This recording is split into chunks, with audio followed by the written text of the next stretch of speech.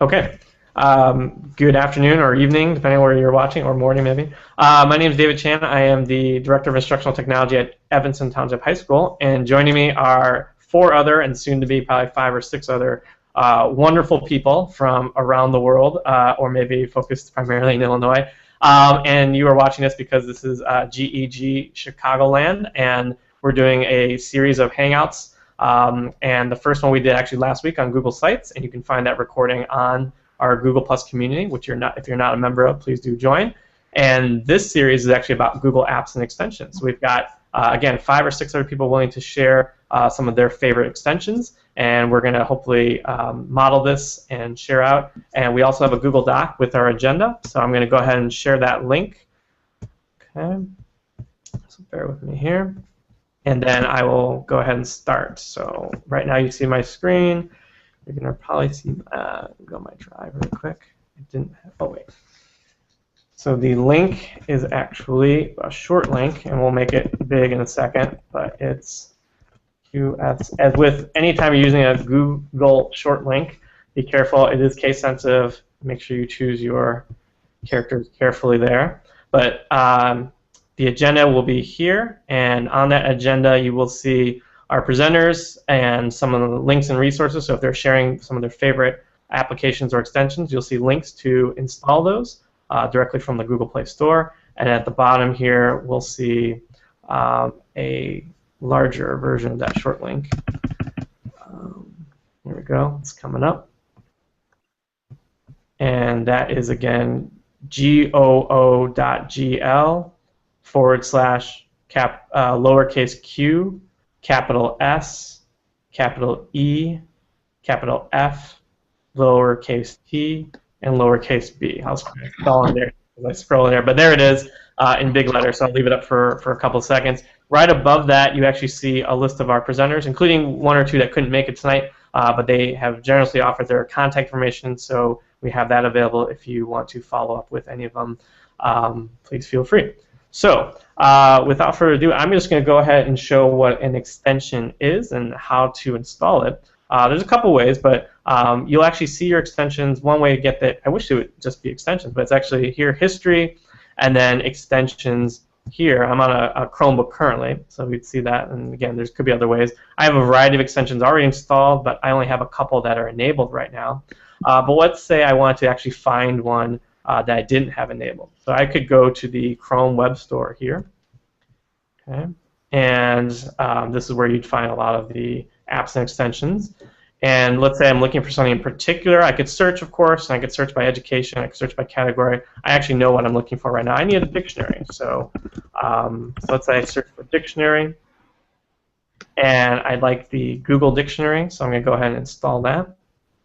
And this is an extension. I can see it's in the extensions category, and I go ahead and install that. So it's been added to Chrome. So I'm going to go ahead and demonstrate using this. I'm going to go to my favorite Cubs blog, bleedcubbyblue.com, and find out, unfortunately, that the Cubs lost today. Oh. And I'm going to go in and read this article. I'm going to find out, let's say I didn't know certain words, and I wanted to look them up, right? So since my extension is installed, it's ready for use. And pretty much what the Google Dictionary does, and sorry, it's a little slow, is it pretty much allows you to double-click on any word. So if I double-click on contender, that's a hard word. Yep. And what it does, it pulls up the definition. So again, this is something that wasn't built into the browser before, but because I installed Google Dictionary, it allows me to do something like that. So again, if I'm looking for another word, I didn't know the word enormous, again, double-click. I get that. I also get, on some words, the ability to hear that word. So enormous. It pronounces it. So we're thinking about for students, this is great. Number one, they don't have to go to a new tab and open up dictionary.com and type in that word. They also, if they have headphones, they can hear that word pronounced back to them without drawing any attention to them. And it's all done just on that website itself. So again, this is an extension. It's adding functionality to your browser, and it does something, I think, for students that would be, or anyone really, immensely helpful and allows them to stay on this one page. So that is an example of just one extension. I will now turn it over, though, to, I think we have Andy going first. So I'm going to go ahead and stop sharing my screen. And Andy, go ahead. He's going to talk first about Shorten Me, I believe. All right. Well, good evening. I'm having some lag issues, so hopefully you can see me and I don't get kicked out here. I'm going to share my screen, and hopefully you can see that as well. So hopefully you can see my screen, and you can see that I have a lot of extensions installed. So when you install extensions, sometimes they work in the background, like the dictionary one that was just mentioned. And sometimes they appear in this bar up at the top that are quick little tools that you can use to when you're navigating the web. So I'm going to show you a couple of my favorite extensions, and then I'm also going to talk about one of my favorite apps. And I'm going to use Wikipedia to show, to demonstrate a few of these. So the Emmys were on, was that one night ago or 2 nights ago there. And so I'm going to pull up this article about the Emmys. And the first extension that I'm going to, oh, looks like I got kicked out. Am I out or am I in? You're there. Okay. The first extension that I'm going to demonstrate is Shorten Me.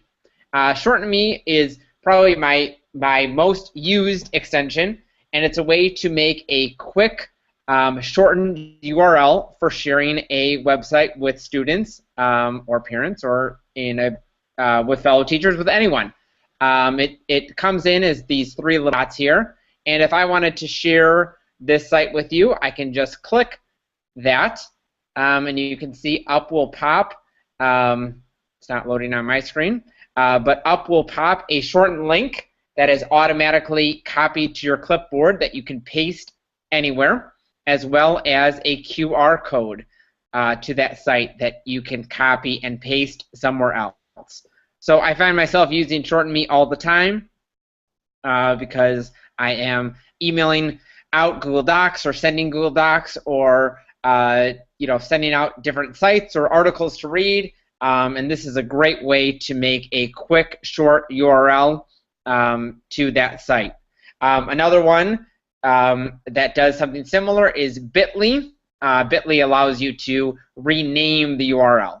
So instead of it being J6Q capital F T7, Bitly allows you to name it 66th Emmys if that name is not already taken. So those are 2 quick URL shorteners, Shorten Me and Bitly. The next one that I'm going to demonstrate is multi-highlighter. I use multi-highlighter all the time, especially when I'm reading long articles or I'm doing some research and I'm looking for a specific piece of information. So multi-highlighter is an extension. It comes in here as this magnifying glass, and when it pops up, it allows me to search for a key term. So I know Breaking Bad did very well at the Emmys, and I can type in Breaking Bad, and now as I scroll through my article, and anytime that Breaking Bad is mentioned in the article, it will highlight it for me. So this is a great tool for finding a specific piece of information in the midst of a large article, or going back through and reading through something, but you're just trying to find the one passage that you're looking for. I was doing a bit of research today, and I had found an article, and I said, I know that I've read this article before a few days ago, but I just want to find that one sentence where he talked about classroom management. So I put in classroom management, and it allowed me to highlight just those terms, and I was easily able to find the section that I was looking for. So this one is called multi-highlighter. You can see that each word comes in as a separate color. So all the breakings come in that blue, all the bads come in that green. And you can put in multiple terms. It also tells you how many of those are used in this article. So 26 times they either use the word breaking or use the word bad. The next one that I'm going to demonstrate, or that I'm just going to talk about, I'm not really going to demonstrate this one, is LastPass. LastPass is a password management vault. It is a lifesaver. So if you think about all of the sites that you are subscribed to, or all of the sites that you have a password for, and keeping track of those is a very difficult process. Or at least it was for me prior to finding LastPass. LastPass is a vault, password vault, that will allow you to put in the name of a website, your username and password for that website. You encrypt the vault with a secure password, and you only have to remember that one password. So then anytime you go to visit a site, whatever site it is, if I go to Facebook here, it will populate at the top with my username and password. And then all I need to do is click login. So I no longer need to remember the username and passwords for all the various sites that I visit. They are stored in my LastPass vault, which is encrypted with a very secure password. So LastPass is a highly recommended extension. I have a lot of others that I like as well, but another one that I've been using recently is by TechSmith.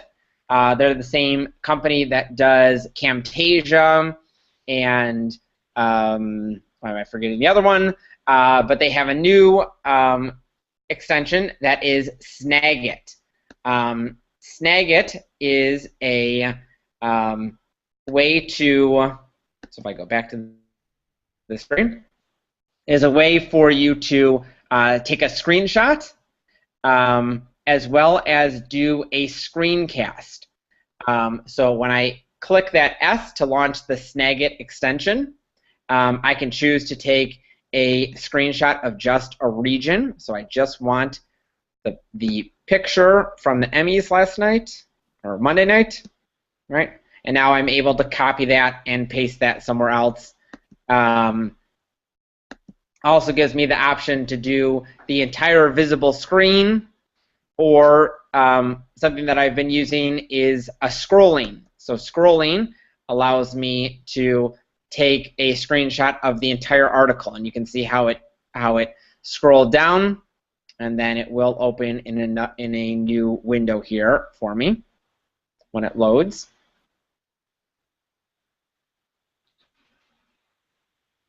And this has been something that I've been using for offline access as well as for drawing on and editing. So I can draw an arrow here that's pointing to where the Emmys were held. I can put some text there. So location. It'll be jumping around on me. Well, Snagit is a great extension. Works great for taking screenshots and doing video recording. Andy, I have a question on that one. Can I ask a question about that? So when you're drawing the arrows, is it the extension that's letting you do the annotation on that image that you just captured, or are you doing it in something else? Yes, it's part of the extension. And then when you're finished drawing the arrows, is there an export to download it as a PNG, or what kind of file format can you get it from after you're done annotating it? You can, it's not allowing me to share it, but you can. It shares to your Google Drive. It saves in your Google Drive, and then from there you can share it out. Great, thanks. It looks great. I do want to add, and I think Andy brought up a good point too about offline access. So, some of these apps and some of these extensions do work offline, but not all. And then I think, correct me if I'm wrong, though, Andy, I think there is both the app and extension for that Snagit. And I think what you were doing, and usually I think when we demonstrate this is a good example of it, the extension adds that functionality to the browser. The app allows you to do additional things, like the fact that you were showing the annotations and the arrows. I think that was being done actually in the app. And the extension, though, does allow you to take that screenshot. But You're right. And I did speak there. Right. When I did do the annotation, then the app is launching at the bottom of my screen. You are correct. Cool. No worries. Yeah. That's great. Did you want to talk about WeVideo too? Close it out. I will close it out quickly with WeVideo. WeVideo is I know that I'm running long here, so but I highly recommend checking out WeVideo if you use any types of video in your classroom with your students. WeVideo is a full video editor and has all the features of any of the popular video editor tools that are out there, and it's not loading at the moment, but allows you to take, it's going to request permission here, but allows you to take video from your Google Drive, edit that video, put in effects and credits and anything that you would like to do with that video. It has tons and tons of features, but it's really the premier way of working with video, especially if you are in a Chromebook classroom. It's really the best option.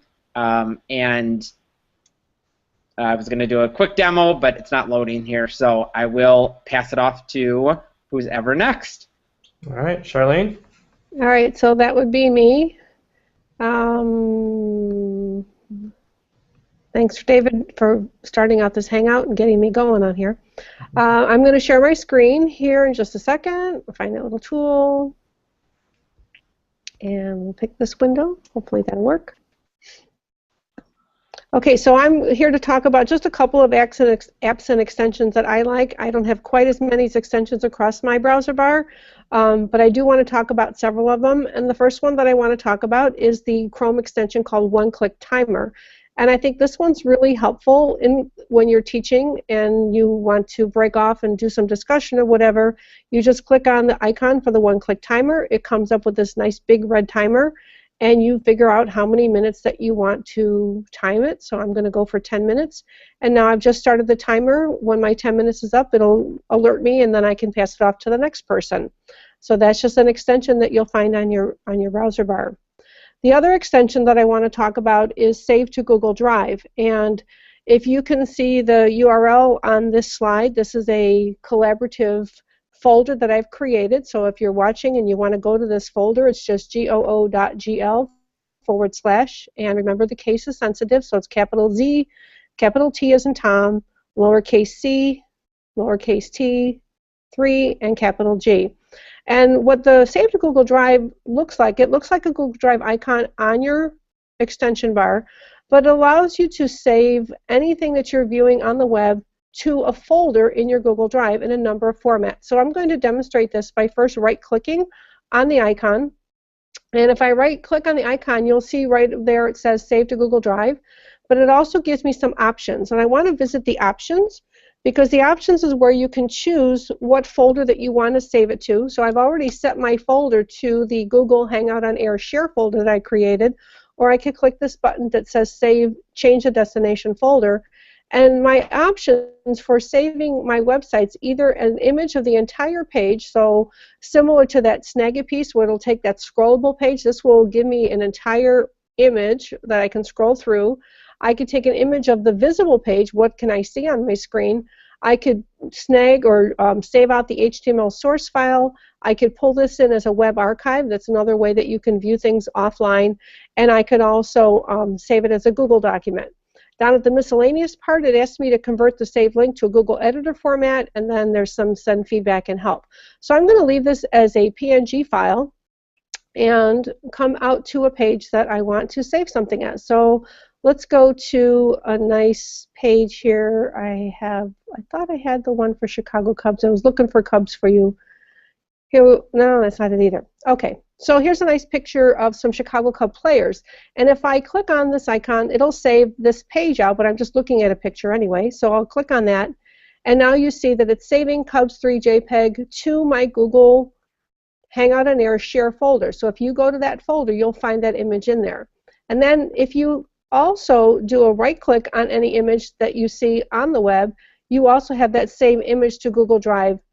The same extension is being activated with a right click. So you can do it either way. If I was going to any website, and I don't know, what was that Cubs blog that you were talking about, David? Bleedcubbyblue.com. Bleed cubbyblue.com. There we go. So the same thing, I've got this, and maybe I want to save this entire page. I could go to the same, click on that, save to Google Drive, and now it just did a screen capture. You see it's kind of going down, and it's taking that entire page out and putting it into that folder called the Hangout on Air Share. And I can go out and see it now. And this will take me into the Google Drive. Again, saving it as a PNG, it looks very, very tiny here, but I notice I can zoom in, and I can navigate through. I can just zoom in, zoom in, zoom in, or zoom out. Or I could then open this with other extensions or apps that I have in place. So there's two ways that you can grab things, just by a picture or an entire website going that way. Very cool. Next thing I want to show is I want to show a Chrome app that I like, and this one is called Lucid Press. And Lucid Press is a layout and design app. And what's great about Lucid Press is that it's a way for you to do desktop publishing in an online environment. When you first open it up, it gives you a number of digital templates. And notice on the right-hand side, it can either be for digital production, so you want to post this online so it knows it's going to be digital, or for print. And for print, what I really like about this is that it actually will print out stuff if you're sending to a commercial printer with crop marks and everything. It works similar to Publisher. If you're familiar with Microsoft Publisher, it's very similar to how Publisher's environment is. If you look at the different categories, so if I'm going to do something in print, maybe I want to do a brochure or a leaflet. So maybe you have a topic that you want your students to produce brochures. I know we used to do a national parks brochure where students would have to create a brochure to entice people to visit a certain national park. This would be a way that they could make a really, really nice looking brochure using one of the built-in templates. If I cancel out of this, it's going to reload my page just so you can see some of the little help buttons that come up. And now you'll see all the little help tips. It'll say here's the content bar. It's simply drag and drop new content, so you can drag images and shapes. You can bring in pictures. You can bring in text. You can change the layout and the scrolling area, so you can have tables inside of here.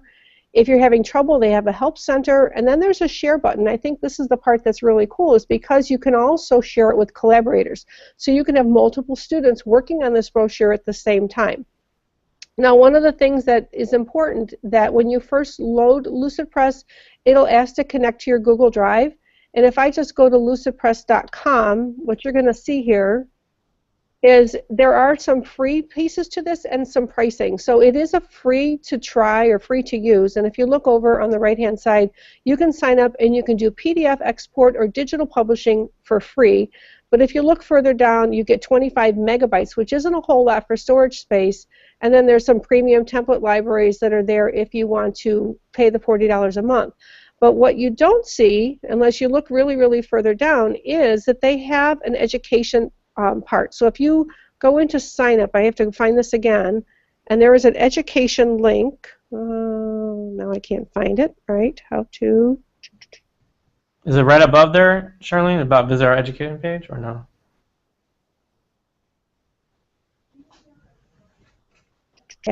I know you have to look through it a little bit. Maybe it's on the demo site. But if you sign up as an educator, there's a link that you have to find, and I'll see if I can get down there and find it, and I'll post it later, that if you sign up as an educator, you get those premium features for free. Okay. So I'm sorry that it's not coming up where I thought it was, because I was there before, and now I can't find it. That's okay. I will say we get, or at least with some of our teachers at our school, we get requests for Publisher quite a bit. Like, how do I do like you said, pamphlet? How do I do a trifold? How do I do, that brochure project that I've done for years or whatnot? And we've always tried to make a Google Doc kind of work, but LucidPress is way, way better for this. And so yeah, definitely can't recommend this enough. So your teachers are using it or started using it already? Yes. Great. And there's a little chat feature in here too, so we can even chat. So I'm stuck in my demo account now because I haven't logged in. But if you noodle around a little bit, you'll find there's probably on the LucidPress, if you just search for educators or something, you need to find that education piece because you get a lot more features there. And it used to be way at the bottom, but now I can't find it. No worries. All right. All right. Well, it's there somewhere.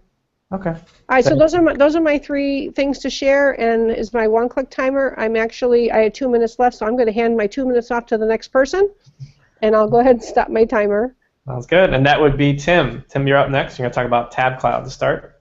All right. So here we go. Let me see if I can share my screen.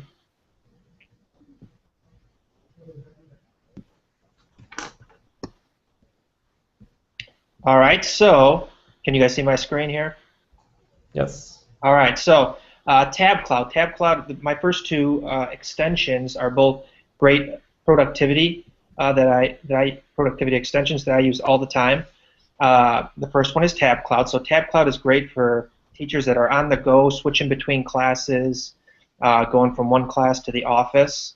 So it allows you to save all your open tabs. So let's say you have a YouTube video open, you have your Google Slides open, maybe you have a couple YouTube videos open, maybe a couple websites that you're using in class, and you can save all of those, close them out, and then when you click the extension, you can save them, close them out, and then the next time you come to class, you can click on the plus sign here, and it pops right up. So sometimes it takes a minute to load, but we can see if we can try it out here. So I'll close it out, pop it back open.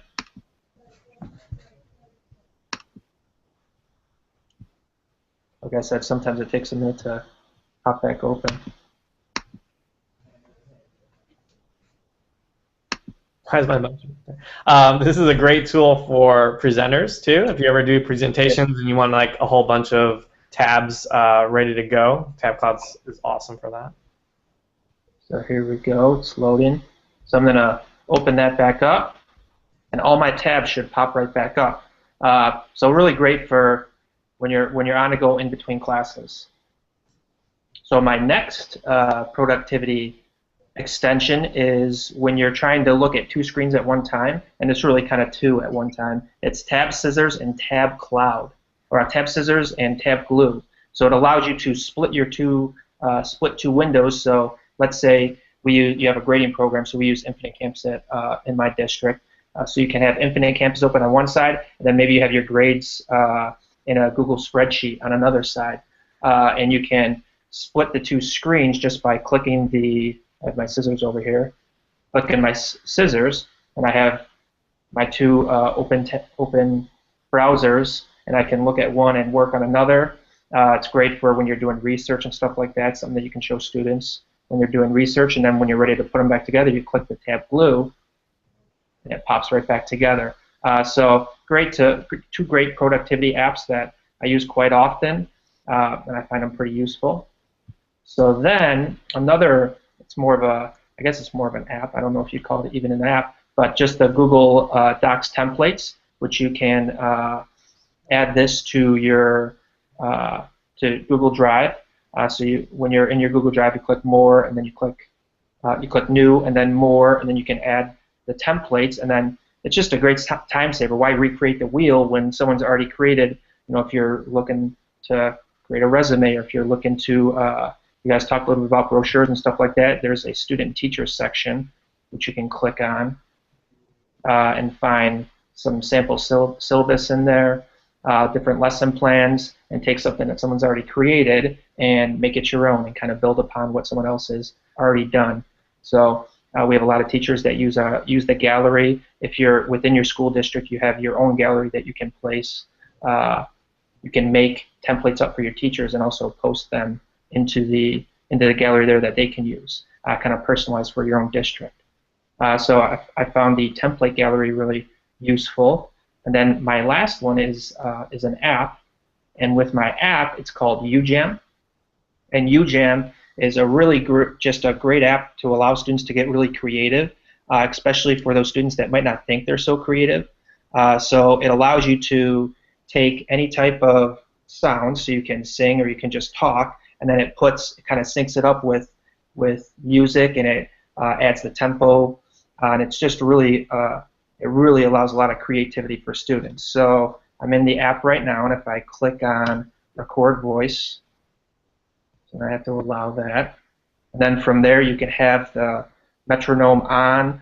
You can mute the metronome, which it gives you a visual kind of a visual metronome basically, and then or you can turn it off and kind of set your own tempo, and then basically you just record. You have up to 3 minutes. Once you record, it goes into, so we can record a little bit here just to show you where it goes into with the instrument. So I have up to 3 minutes of recording. When I'm ready, I just click stop. It processes it.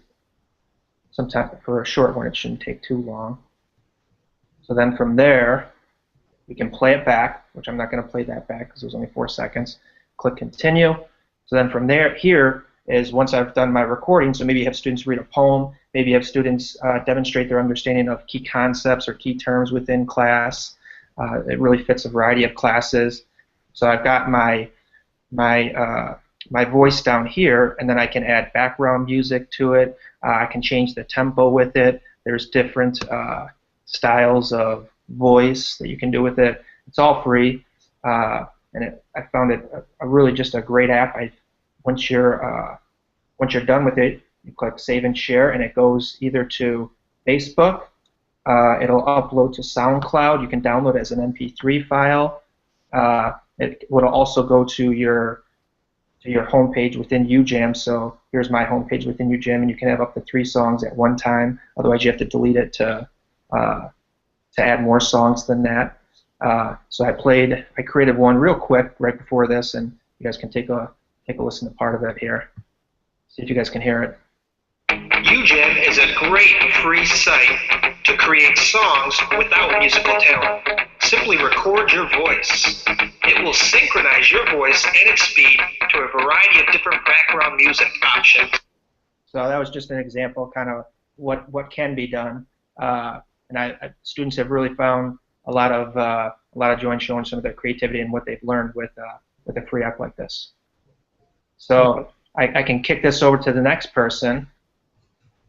Yeah, no, that was great.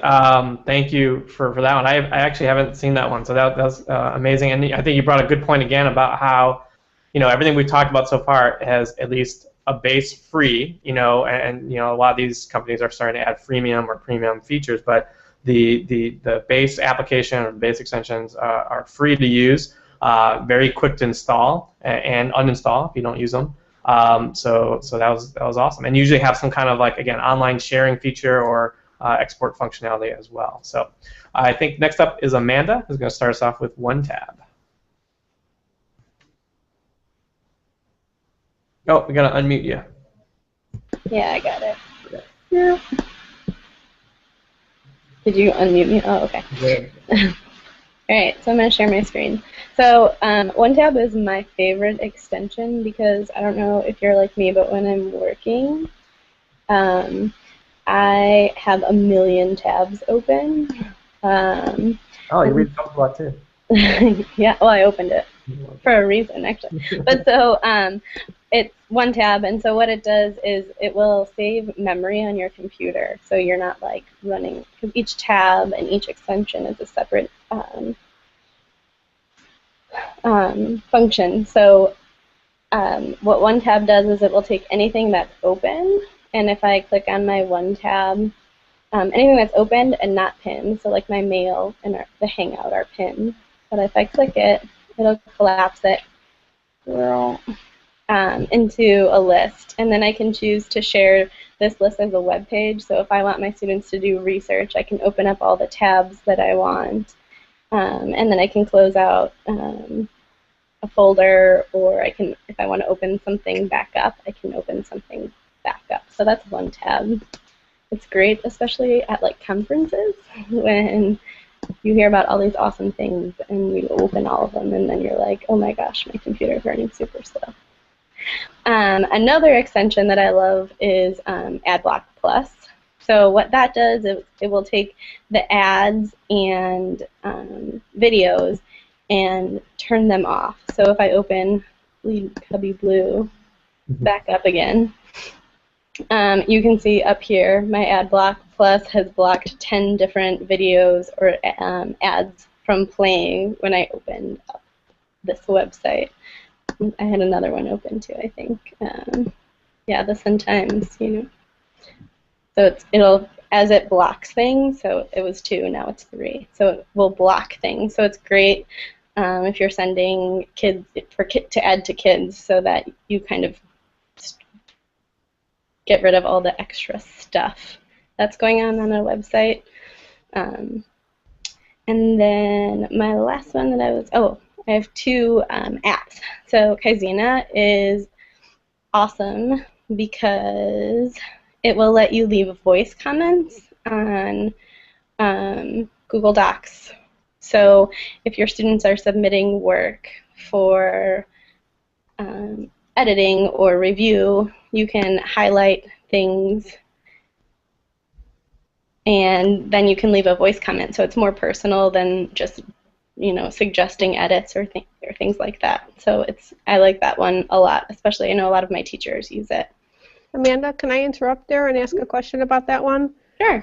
Do those only play back then on a computer, or do you know if those play back like on an iPad? I've never used it on an iPad, but I'd have to check. Okay, I know you probably you can't put any extensions on iPads, but I'm just curious about the functionality of me viewing that document on the iPad if those things are flash driven. I would imagine that they are. I'm not sure. I'd Okay. have to check. Thanks. Sorry, Shirley. But yeah, so it's great. But our kids have Chromebooks, not iPads, so that's worked out great for us. And then the last one is MoveNote. So that's a way that kids can take presentations or documents or artifacts that they find. So I can add slides from my Google Drive. Let's find a presentation. Google Sites. And so it'll load up my slides. It'll record me as a video, and it'll also record my voice, so I can talk through this presentation and record it and then submit that. So I think that's a lot of fun. But yeah, it's going to take a second to load probably. I have too many tabs open. And it might be a big presentation too. Anyways, so The biggest one you have, right? yeah, probably. Oh, there it goes. And it will let you reorder the slides. So you can take a PDF, a JPEG, or a PNG. And so I can start recording. And I can, so I'm going to start talking about Google Sites. And then to create the site, you can whatever. And then you can save it and preview it too. So that is, MoveNote has an education license also. So that's it. That's me. I'm done. Great. No, that was awesome. Thank you. Sure.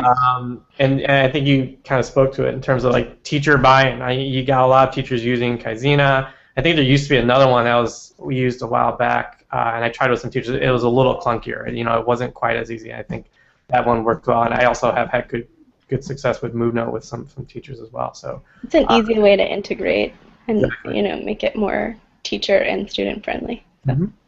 100%.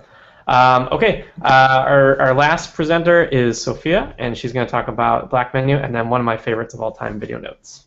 Yes. So I don't have too much experience with both of those. I'm new at all of this, but I'll just tell you what I do know. All right, let's see. Nope, not that one. There we go. Am I doing the right thing? I don't know. Yep. Okay. My picture always shows up when people share the screen. Okay, so video notes is really cool for annotating over videos, and so you embed the website or whatever it is of the video, and then you can choose how fast you want the video to show, and as the video is playing, then you can take notes. Let's see if it'll work for me. Let's see. So then if I want to take notes as I watch the video, I could say, this is great. I don't understand. I have a connection.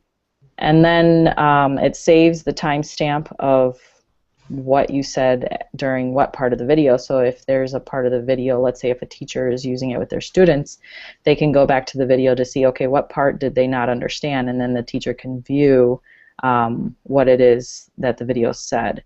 And then what's also really cool about this is you can share this via your Google Drive or Evernote, and so you can save it to your Google Drive and then share it with anybody, and you can name it however you want, so that if you're dealing with students, they can name it something specific, and then you could just do a quick search. So that's video notes. And then the next extension, or the extension I'm going to talk about, is Black Menu, and this is just for, oftentimes we have to go in and out of tabs, or to do searches, and so this allows you to see everything that is Google based, and you can go to Google Plus from here if you want to look at a map, you want to do a quick search, and then you can do even more, which has like hundreds of other things that you can click on for shortcuts. So those are the two that I have to share. Awesome. You kind of brought up, or when you talk about video notes, I just have a couple questions for the whole panel, I guess. Not just video notes, but first is, I rolled this out with the class last year, and then they had bandwidth issues because they were all pulling in different videos and taking notes on it. Has anyone else had experience either using video notes in the classroom, and maybe the bandwidth's just on our end, of course, but or any of these other extensions, and having any kind of troubles just on a larger scale working with students in the classroom? So one thing I've noticed as me personally using extensions is that it slows my computer down. So I turn them off and enable them when I want to use them.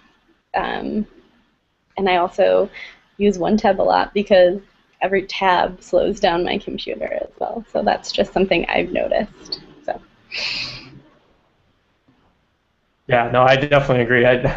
It's funny you mention that because, yeah, I have, and this is what we're encouraging teachers sometimes to do too, is like having multiple browsers, because you can have multiple accounts in Google, but the more browsers, the more tabs you open, just the more memory you're going to need, right, with your computer, or you just have to start shutting things down. So I agree. I look at my task manager every now and then. It's like, oh my God, there's all like 20 instances of Google Chrome. And mine's open right now. I was just checking it out. Yeah. So. I find too there's problems with like if something is blocked, the extension may have worked at home, but then you get to school, suddenly it's not working. And I came across that yesterday. There was one I wanted to present on, and I couldn't get through for any which way. We have override, and even that wasn't working too well. So sometimes the passwords, or the protection from the school district affects it. That's a great point. So I know definitely in the admin console you can kind of manage, for your Chromebooks what apps and extensions get pushed out, and also in various filter products nowadays they can, you have another layer that you can say block certain apps and extensions, and that comes in handy for some of these, I think, proxy extensions. There are ways to get around web filters, and there's this constant battle, of course, of blocking and unblocking and things like that. But that's a great point to kind of test before you go when you present or share these out. My other question, I think, to close it out, is just if you had a wish list, if you had, Google's ear in terms of an extension or an application that could be used or working maybe on an iPad or maybe extensions on an iPad, period, or if there's something on a Chromebook or just in general, what would you kind of dream up in terms of an extension, something to add functionality to the browser, or an application that would work that may not exist or you may not know of yet? I think just letting any extensions work on an iPad would be a great addition. Because if you put Chrome on an iPad, you should be able to get Chrome extensions on there. So if they could just get over that hurdle. One of the things that just came out this week, I don't know if you saw, it's been posted a couple places, that they have new Google Slides now for iPad, but you can't, and just with the Android too, you cannot put pictures in and you can't change themes. So all you can do is type, which is, it's a start, but we need to keep moving forward. So thank you, Google, for putting out slides, but give me some more. Yeah, I wish Google would come out with a drawing app for the iPad. I think that like the two things paired together would be like a superpower. Like drawing where you can use your hand, though, not the drawing, because we have the drawing documents, right? Yeah, but you can't use them on the iPad. Right. So if you could do that on the iPad, you could use the free draw and all the other tools that are available. I think it would be like totally awesome. Good point. Others? Or anything else? Yeah, I would say the iPads too, because I'm going one-to-one next week, and I'm finding that a lot of things don't work. So. Extension-wise and app-wise, you mean, right? Right, and like the Google presentations and. So the only way to get around the presentations right now, if you're the teacher, if you started on your Chromebook or started on your computer, share it out to the students with the theme already built into it. They could at least start taking notes. Yeah, but you said it was only for Android, right? It wasn't for... the iPad one came out this week too, but neither the Android nor the iPad one allow you to put in images. Although if you look in Google Help, it shows you, like you should be able to click this little thing in the upper right corner, but the menu's not there. So I think it's in development right now, but the initial parts, like you can put the text, you can pick layouts, you just can't pick themes, and you can't pick images or shapes. Okay, that's good to know. Thank you. Sure. All right. Anything else or any other feedback regarding apps and extensions or ideas for the next Hangout? Again, we kind of want to do these as a series, so it's not just a one and done. And we can do another kind of best of, check in a couple months. I'm sure there's new ones. Would it be useful to focus in on various subject areas, in education, various grade levels, or elementary versus middle or high school? Any thoughts on our next topic, and then we'll call it a night. Just one other thing, I did put the link for the educator sign up. It was right in front of my face. I didn't see it. It was above the little bottom part, so it still says 2013-14, but you can still get in on the free one. So that's on the notes, so you can go back and get that. I think it would be great to have subject-based or even like around themes, like storytelling and all the different ways that you can use different pieces of Google to tell stories, or those types of things. I think would be great for future topics too. I think one that would work well for our teachers, workflow is always a big thing. That's one that you can hook people kind of in to show them the benefits of using technology. So I think workflow, especially in like a one-to-one classroom with whether iPads or Chromebooks or laptops. I think it would be great to do like a working with Google on iPads kind of series, because it's very different. And I think a lot of school districts are going Chromebook, but I think there's also a lot of districts that are going iPad. That's a great point. Excellent. Yeah, I agree with that too about the Google and iPads. And then anything Common Core, whatever can assist with meeting those rigor standards, that'd be awesome. Yeah. Second that. All right. Well, thank you everyone for joining us. I'll just do a quick reminder of the notes that Charlene mentioned.